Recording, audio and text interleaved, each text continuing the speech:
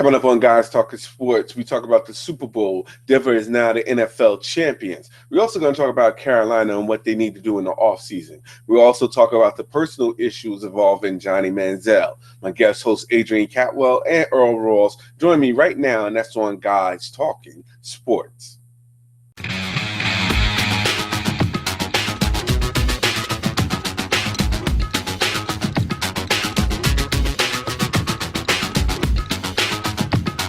What's going on, everybody? This is Guys Talking Sports. Welcome to another edition of Guys Talking Sports. I'm your host, Al Qualls, and with me, I got a great panel with me. I got James Ross and I got Adrian Catwell. So we're just going to get started. So what's going on, fellas, man? How y'all guys doing today?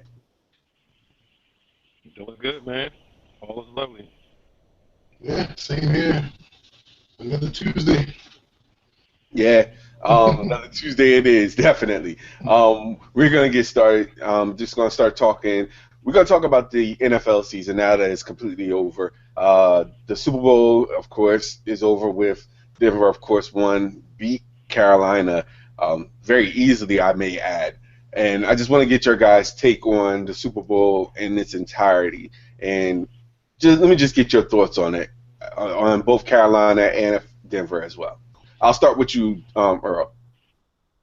Well, I thought it was a very good game. You know, I'm a defensive kind of person myself anyway, so to me, the defenses on both squads played exceptionally well. I mean, of course, the Broncos' defense was, maybe a par better.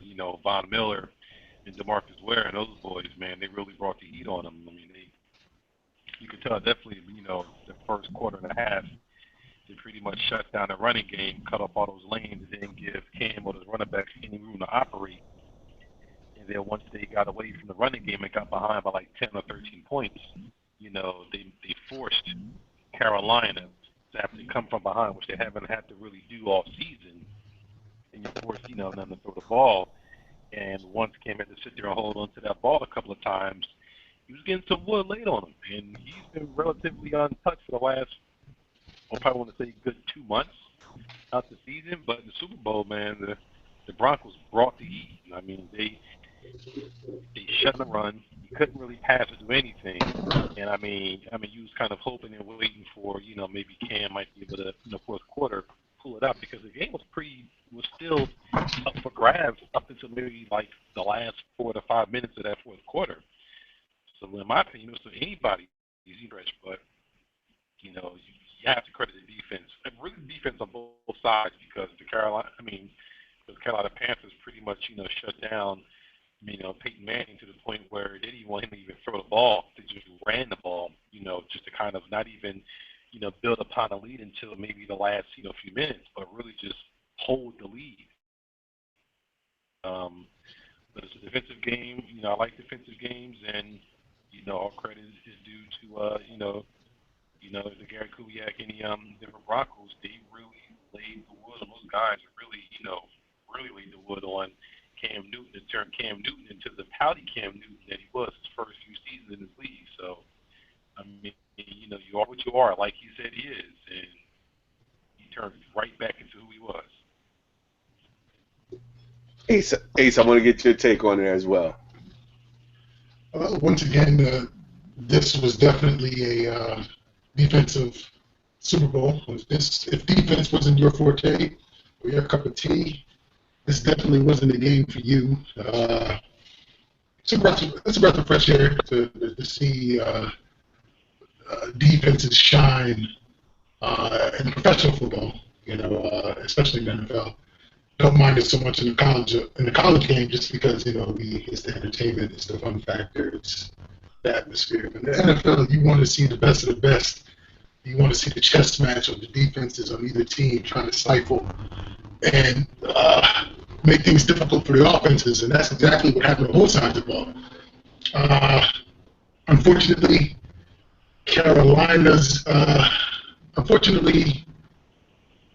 Denver's defense was a tad bit more effective in the Super Bowl. Got to give credit to Carolina's D as well. Carolina's D was phenomenal. Though it's just Peyton Manning was just a shell of his former self. as far as the Peyton Manning we've seen over the years. But Carolina was able to shut down a run and shut down a pass. I think they held them to under 200 yards total for the game. So, I mean, and to be held under 200 yards and still win is just a testament to Denver's defense in the game. Like Earl said,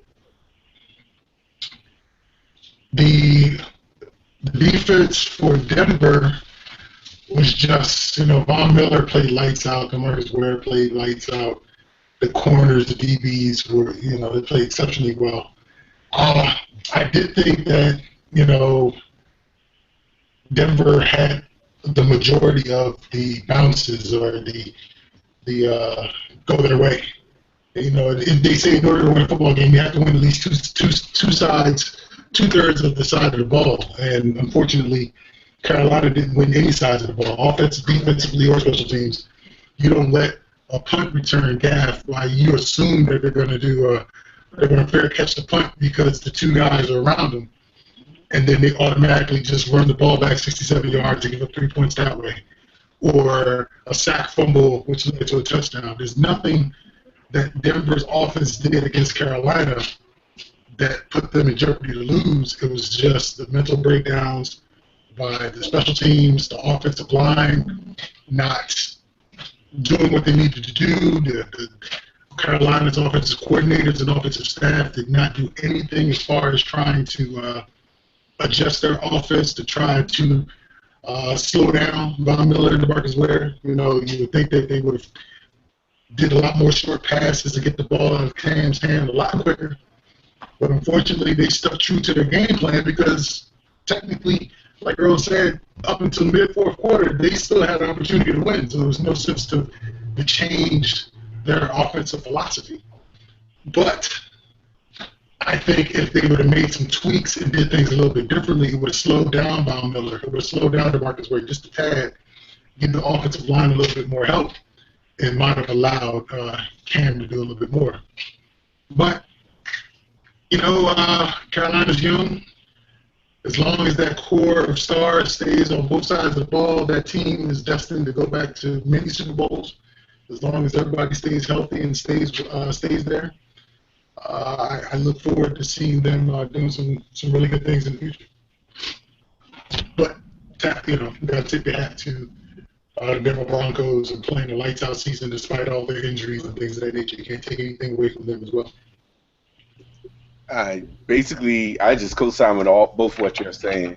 I really believe that Denver, it seemed as though Denver was a lot more hungrier than Carolina at the point. It seems as though that Carolina was just happy to be in the Super Bowl.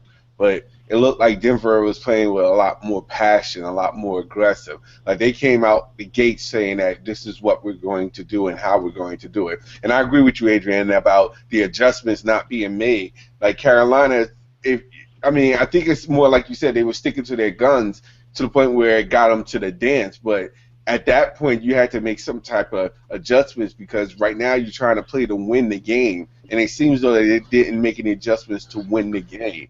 And as a result of it, that's how come they're not Super Bowl champions.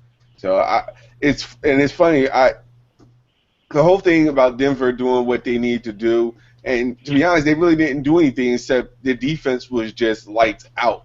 I mean, they just outplayed Carolina, both defense and offensively. But I mean, their defense alone, the whole defense should have been MVP, not just Von Miller. Even though Von Miller did do majority of the work, I believe that Denver's defense is what brought them to the Super Bowl and what carried them to become actual champions. I agree, but I think the first couple possessions for Carolina, I think, was them getting the jitters out of themselves because Peyton was able to drive them down the field, and Carolina stiffened up their defense to hold them to 3. And I also believe offensively, when Carolina's running back, which I can't think of his name off the top of my head, but when he got rolled up on and hurt his ankle, that hurt them. Jonathan Stewart. Yeah. But then on the flip side, you can't have your running backs breaking big runs and then fumbling the ball away. I mean, like I said before, Denver had all the bounces break their way. Every last one. I don't think they made it. Oh yeah, they had one turnover because the defensive lineman was able to snap the ball out of the air. But outside of that, I mean, just everything just went Denver's way. And unfortunately, even the one catch that Cotry had, it was called not a catch, or ruled not a catch. Everybody in America clearly was a catch. Exactly. And once you saw that, in my opinion, when they ruled that not a catch, I was like, yeah, Carolina's in for a long day. An extremely long day, because they needed to be able to catch a break, and they caught none. No, it's always have to be a bit of luck in Super Bowls, no matter what team is playing. But like I said, I thought that catch was a catch. I mean, but the movement of the ball, I don't know. I thought it just moved around and he secured it when he rolled over. But who are we? We're not NFL refs, but NFL refs have been all over the place all season long. So hope they address some of these things of what is a catch and what's not a catch, in the off season. But like you said, I thought that the Carolina Panthers had their opportunities, had their chances, where they could do it. A lot of drop passes, wasn't all on Cam. The offensive line, just wasn't, getting any good protection. And like you said, no adjustments after halftime or even going into the fourth quarter to, get the ball out of Cam's hands real quickly and, make them linemen be honest and kind of, step back instead of, having their ears pinned, the entire time in the fourth quarter. Because, I mean, outside of a couple of, coverage plays, it was pretty much blitz and stunts that entire fourth quarter, and they had no answer for it. I think if they would have just ran a couple bubble screens or just a general screen in itself would have slowed down the pass rush, they would have got 15, 20 yards. And this some pops some passes, this some quick passes, this to build some confidence in your receivers. Because Ted Ginn looked like he was ready to take over in the game, and then what happened? He had the pass go through his hands, and yet another interception came through. I mean, every time you thought that Carolina was going to take a step to build some momentum to do something big, they shot themselves in the foot, whether it was a false start or whether it was a drop pass or whether it was a fumble. I mean, and you can't win that game. I didn't follow Carolina all season, but I would have to believe this was probably their worst game all season. Had to be. Even worse than the loss that they had to Atlanta. And what makes it even worse is that you lose at the biggest stage of them all. Like, this just makes it 10 times as worse than just losing any game like the way that they lost. It'd be different if there was competitive in the game, but we all saw the game, and it wasn't really much fight to them to begin with. And I wouldn't say that. I would say that Cam tried to carry that team on his back. He tried big time. I mean, wait. You really believe that Cam was? Let me ask you a question. Do you think that Cam did everything he could possibly do to carry that team to win? Cam had more total yards by himself than Peyton Manning and the rest of Denver's offense. So yeah, I mean, he tried, but it was only so much that he could do. He needed his receivers to step up. He needed his running backs to not fumble. No, all right. So I just want to get you on record to say that you don't believe that Cam was at fault for some of the things that happened. Oh no, Cam definitely was rattled. Cam definitely threw passes that he typically would throw and get to his receivers. I noticed that, and this is Cam, but he does a lot because he has such great arm strength that he's able to throw a lot of passes off his back foot. But in this big stage, you can't afford to be, kind of falling back and leaning back off your back foot and attempt to throw a pass and think that you're going to be on time, especially when you have the type of defense that Denver has. And I attribute that to the pass rush and the lack of offensive line protecting him in order for him uh, to better throw a pass, I should say. But in the same sense, you have to look at Cam was trying his best in the first half, but I mean, Cam took a beating. I mean, at the end of the first half, I even saw at one point where he got smacked. I don't know if he threw a pass and got hit after the pass, but his left shoulder was bothering him. I mean, he was grabbing his left shoulder. I think that was in the second quarter. Yeah.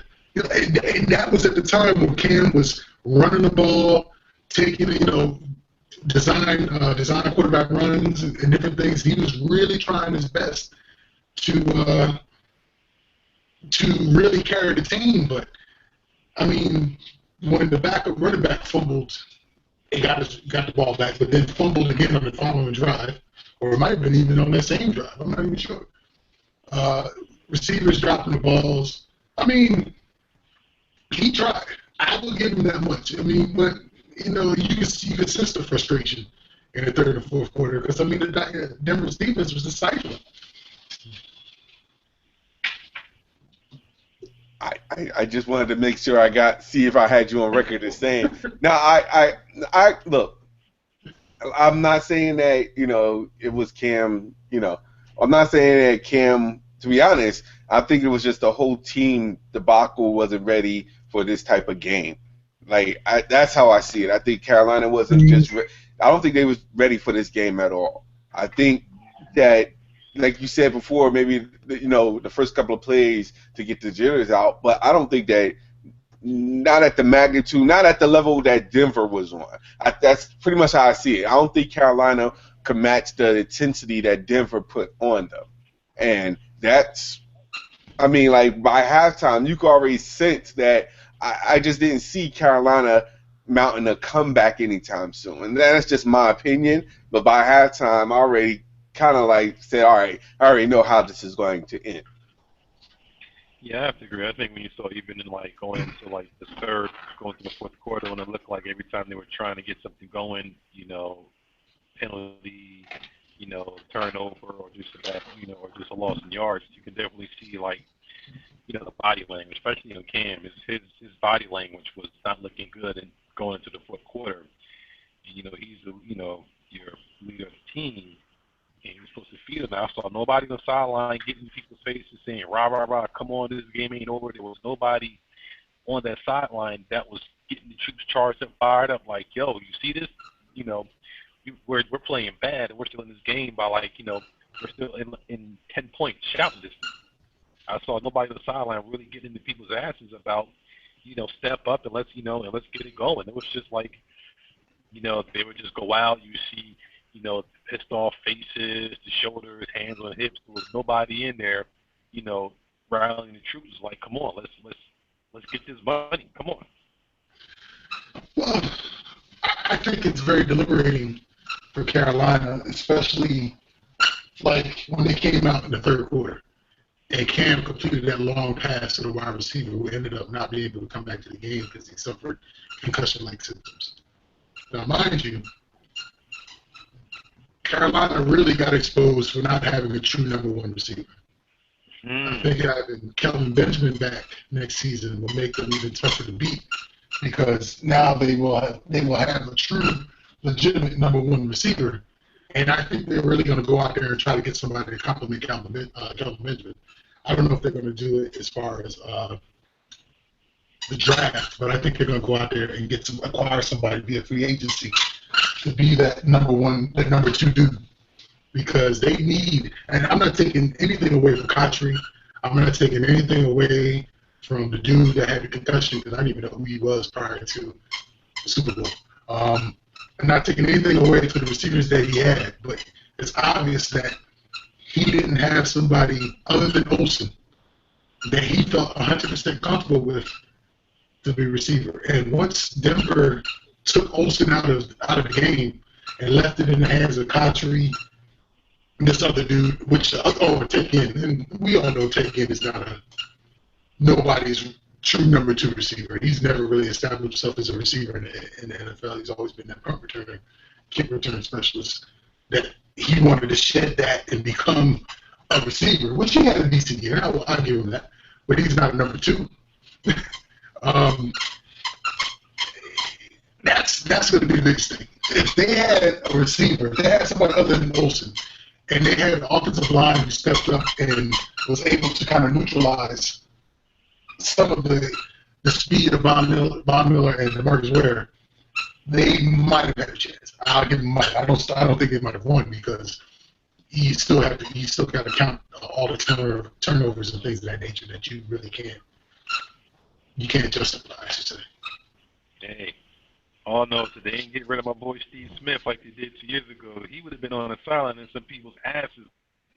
Like, let's go. I mean, he's not the number one receiver, but he wasn't going to let them just play like shit the entire Super Bowl. He would have got some people's asses on that sideline. I know that for sure. I agree, but in the same sense, I mean, living out here in this area in Maryland, kind of getting both Baltimore and Redskins information, even Ravens fans are like, yeah, Steve Smith ain't the Steve Smith from 4 or 5 years ago. Granted, he is still putting in work in Baltimore, but who was Baltimore's real number 1 receiver? If you want to go with Steve Smith. So you got to look at it, both sides of the coin. I think Carolina's going to be back. I think they need to show up that offensive line. Michael Orr might have been good maybe 3 or 4 years ago. The Blind Side was an excellent movie. But he got abused in that game. Abused. But Von Miller and DeMarcus Ware made a lot of left tackles and right tackles look like they got no type of sense because they were so fast and so dominant. So I can't really say, Michael Orr is not good. I basically could just say that, yeah, I agree with that. But in actuality, what it is that basically like I said before, I just felt as though that Denver was just more active in regards to what it is that they wanted, and and what made it even funny because, like I said, it wasn't even Denver's offense that won in the game. It was Denver's defense that controlled the game, and which ultimately made them Super Bowl champions. But like you said, Carolina will be back. I don't know in the Super Bowl because I'm pretty sure that you have teams out there like Seattle and Arizona that's going to going to somehow improve their chances. And if Carolina doesn't do the same, then I just don't see them coming back to the Super Bowl. Not saying that it's a guarantee. I'm just saying they have a lot of work to do. That's for sure. Man, Carolina got two of the best linebackers in the game. They got one of the best cover corners in the game. They got one of the best defensive tackles in the game. They got obviously a top 10 QB. And yeah, offensively they need work. I think defensively they're straight. Offensively, if they want to continue running the offense that they're running, which I think is a great offense, they need to get a running back, they need receivers, and they need more athletic offensive linemen. If they can improve all of them facets, Carolina, watch out for Carolina because the team is young. The team is really, really young. I don't think they have a ton of older type players. When I say older, I'm talking about 29 and up. I think the core of their team is like 26, 27 years old. They have another 2-year window where I think they should be able to get back if they stay consistent and keep all of their key players intact. But of course, they got to pay. And that's the biggest thing. Yeah, I'm about to say that's yeah, definitely true. But we're gonna I agree with you.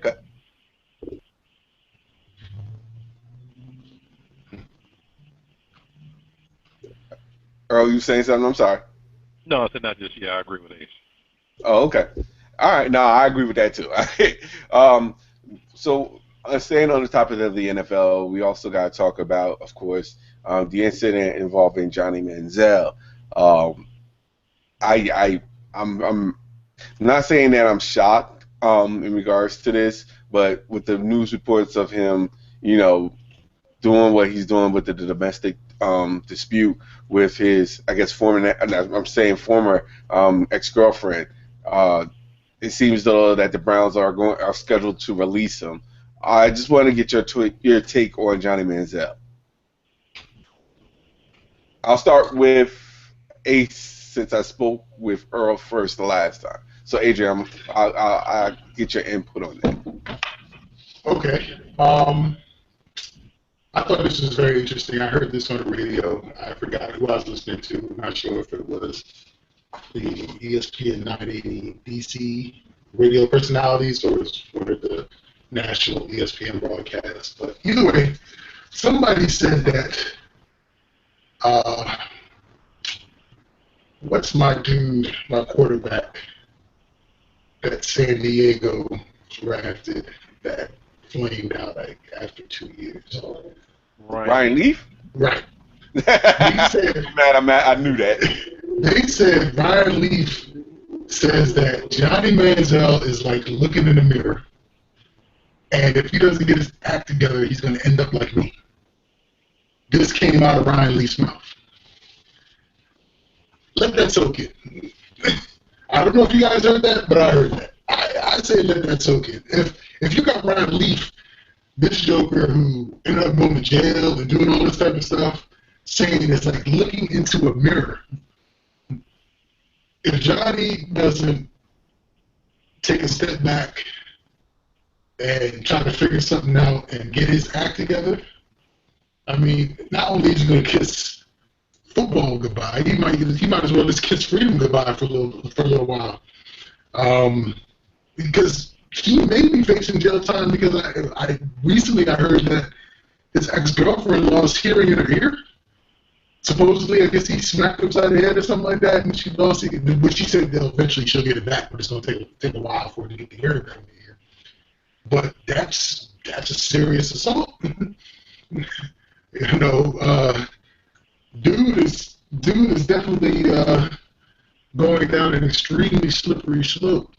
And now the latest rumor was that I forget what website it was or an article was written saying that Johnny Manziel was extremely hungover going into a meeting right before one of the games towards the end of the season. And it was such an article that the Browns had to release a statement today saying that he came to them with saying that he had concussion-type symptoms, and they put him into a concussion protocol. But somebody close to the situation said that Johnny may not have been drunk, but he was definitely messed up off of something, and he looked horrible. I think he's messing around with some sort of drugs. I think he's dabbling in alcohol. I think he's just a rich kid who's always had something and never really had to earn something, and he's privileged. But that's just my opinion. But also, what's really funny, kind of dipping into college football in relation to Johnny football. One of the quarterbacks, Kyle Allen, that transferred out of Texas A&M and ended up in Houston. I read an article today that he said the reason why he left A&M was because of the Johnny Manziel era and how they had that attitude that we don't have to work, we don't have to do nothing, we can just show up on Saturdays and win, because they had 5 offensive linemen that are currently playing in the NFL, Johnny Manziel, and a group of receivers that are in the NFL.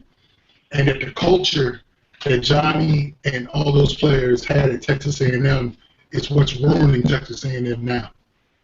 So I thought that was interesting. Not only Johnny is messing up his pro career, the remnants of Johnny from college is messing up Texas A&M.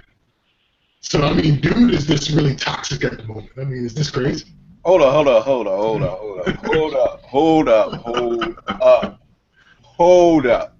Okay. Wait. Are you really telling me that he transferred because of the the legacy of Johnny Manziel at Texas A&M has the players there not even wanting to practice on Saturdays or whatever or let me say this, or the A&M players don't want to practice hard enough to win games. Am I hearing that correct? That's exactly what I read today. They said that they have that mentality that they don't have to put in the work, that some players put in the work, some players don't. And he was like, he just couldn't deal with it. He just had to get out. And that's why he transferred. I can almost guarantee that's why the other kid transferred out. Because they had two quarterbacks leave this year. I mean, that's a crazy legacy to leave behind. I mean, that's bananas. No. I can't. No, I can't even put that on him. No. I mean, that's coaches too. Yeah. Yo, that's all coaches. That's all the coach. That's all the coaches. There is no reason why somebody that's been going from that went to the NFL. There should be no reason why. No, I can't believe that. I can't believe that, because if that is not on Johnny Manziel, that's on the A&M coaches, the whole coaching staff. That needs to be addressed. But think about it. Manziel left after his junior year. He was in the league. He's only been in the league 2 seasons, which means that there were still people that he came in with, and the culture that was going on still existing in Texas A&M. Now, mind you, yes, they should have nipped that in the bud. But it's interesting that Kyle Allen would use the Johnny Manziel and the things that they did as players as reasoning for why he would want to leave. I thought that was a crazy correlation, because they said, he had that real party mentality back in college, which everybody who's in college, saying you go to college, you study hard, you party hard, which that's everybody. But, I just found it to be very interesting. What I find even more interesting is that Johnny is going through all this crap, and none of the coaches from Texas A&M are even stepping up to say anything. It's almost like they knew, or they almost like they kind of figured this was going to happen, but he's not a problem now, so just let him go and do whatever's going on. Because a lot of times, a lot of NFL stars who are having difficult seasons, their college coaches tend to come to their aid and say certain things to kind of defend them, to say X, Y, Z. And I thought it was interesting that Ken Sumlin hasn't said not a word about Johnny Manziel. Well, I mean, if that's the reasoning to leave after last season, after a player that's been gone for 2 seasons, put it on Manziel, allegedly, if that's the reason, put it on Manziel and completely exonerate the coaches, because the coaches allow that atmosphere to exist there, which allows a person like a Johnny Manziel or anybody who, operates like that to just allow the culture at that school to get to that point. I mean, we can cite, examples all across NCAA. I mean, we can go all the way to the good old DU, and we all know how the U was back in the day. And trust me, they were doing far more egregious stuff than what Manziel is doing, and the coaches and, the administration was letting all that stuff go. So if this person's leaving, putting it on one person, I find that a little interesting. But I would find that just, exonerating the coaches that have no liability as far as allowing that culture to occur, where these guys felt like they didn't have to practice as much. But that's interesting. But to get back to Al's, the question, I actually think that Manziel needs to just sit out of, well, he probably will at this particular point now, but I think he needs to, sit out of football for at minimum a year, and he needs some serious help. I mean, I know he went to the, substance abuse, before the beginning of the season. He came out and was saying, all the right stuff. He was a new man. He even came into the season, everybody said he was, first person in, last person out, learning a playbook, was definitely a different kind of player. But, who knows? I mean, maybe he's one of those kind of people that needs to start and needs to be in a good winning atmosphere to kind of stay above the fray. And when he's not playing, he's not doing good. Idle hands. It's how that happens to some players. And the Cleveland Browns, I mean, the coaching staff, the coach didn't even want Johnny Manziel, so he was forced to put him in, and didn't even really want to even deal with them to begin with. So, I mean, I think that whole atmosphere at the Cleveland Browns, I'm not going to say what's the reasoning behind why he has all these problems, but I darn sure think it helped or enabled him to really, to get to where he's at this point, because he's really spiraling out of control, even to the point where you said it's about him showing up to a meeting like before the last game, hungover or really messing with drugs. He has a lot of issues, and football right now, it should be the last thing he needs to worry about, and I would be highly surprised if anybody, I know I heard some talk about, the Cowboys and Jerry Jones, Mr. Fixer can fix anybody, but I think with the report of him, rupturing his girlfriend's eardrum and everything, I don't even see Jerry Jones even touching him. But then again, he didn't touch Greg Hardy, and we all saw that. So you never know. You never know. If he could touch Greg Hardy, he might touch Johnny Manziel. For some reason, I just see Jerry Jones going after Johnny Manziel, and he already has Greg Hardy, and he might just say, you know what, I might as well just talk to Ray Rice as well. I just see that's where like the whole band of misfits is going to end up in Dallas. It just yeah. It just seems like that at that point. But I agree with you. Johnny Manziel needs to just take a step away from basketball, from the NFL, and focus on himself. A lot of athletes are doing that now, where they're saying, you know what, I need to help. I need to take a step back, reevaluate things, and then come back.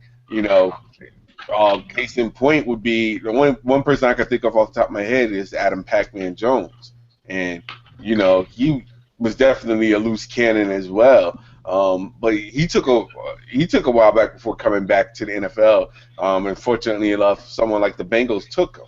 So it would be beneficial for Manziel to do that. Whether he will do that, I seriously doubt it. I mean, it's going to have to get to a point where no team is going to end up picking him for him to get the message of what he needs to do. And it's very sad and unfortunate right now, but he does need to focus on himself and deal with these personal issues that's out there right now. You got a lot of them. Yeah, he definitely has a lot on his plate. He definitely got some demons going on. I don't know exactly what's going on with him. I don't know if it's entitlement. I don't know what it is, but he's not in the NFL because he needs money. That's definitely not the reason why. A lot of folks have aspirations to play to be great. A lot have aspirations because they're coming out from a very household that was always strapped for cash, and looking at the NFL to springboard them and their family into a better way of life.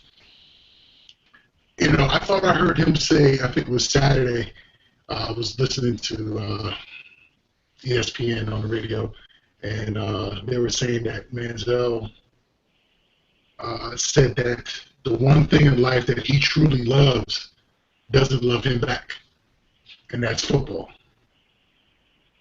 I'm like, if you truly love it like that, then why do you do the things that you do to put you in situations where it's making it more difficult for the NFL to love you?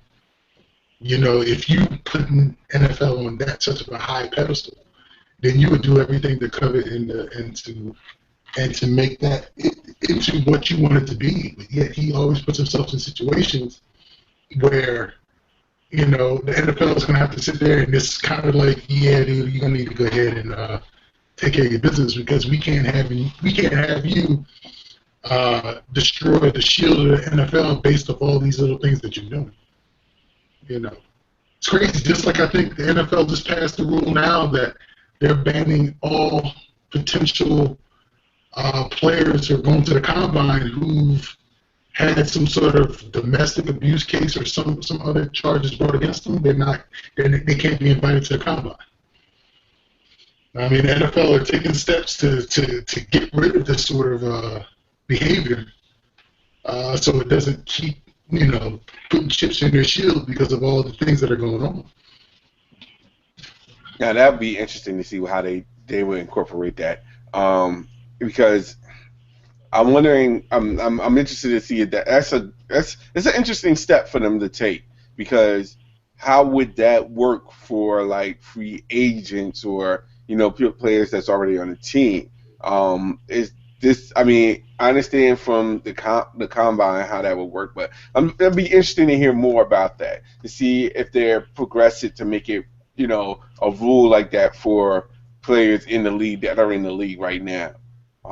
That's interesting. That's an interesting spin on things. But we could talk more about that. But for now, our time is just about up. So I'd like to thank everybody. I'd like to thank Adrian Catwell. I'd like to thank Earl Ross for taking the time out to voice your opinions and give insight from a fellow guy about what sports is all about and what's going on in the world of sports today. So I'll start with you, Ace, man. Let them know where they can reach you at. You can reach me on Twitter. That's at CatDaddy1963. That's CatDaddy1963 on Twitter. Look forward to hearing feedback, and if you have any questions, hit me up. All right, man. And Earl, let them know where they can reach you at. Well, I'm on the gram, JEROS, the number 7, as well as on Facebook, the same username and Twitter. So you can find me out there. We definitely like to hear all the feedback. And any topics that you guys might want us to talk about, whether it be football, baseball, basketball, relationships, or even politics. We can do all that good stuff as well. Yeah, politics and sports, you can't go wrong with that. Yeah, that's definitely true. And also you can reach me at I am Al Qualls. You can reach me on Instagram. You can reach me on Twitter. You can reach me on Facebook as well. And also do me a favor, for those that really like our show. We're on YouTube. Please subscribe. The more subscribe, the better. Also check us out on podcasts. Actually, check us out on Apple, on the iTunes store. We're on the iTunes store now. You can download the podcast. It's available for out there. Download this one. This will be ready and available out tomorrow. Also, just check us out. Any way you can reach us, if you have any questions, any comments, please feel free to hit us up. Let us know what you think. Also, I'd like to thank all those who subscribe, all those that's been listening, all those subscribers out there. I really do appreciate it. Really do appreciate it. Guys Talking Sports is starting to expand, and we're working on some things now down the road. But keep posting. We'll keep you posted on what's going on in the world of Guys Talking Sports. But for now, this is Al Qualls signing off, and until next time, take care.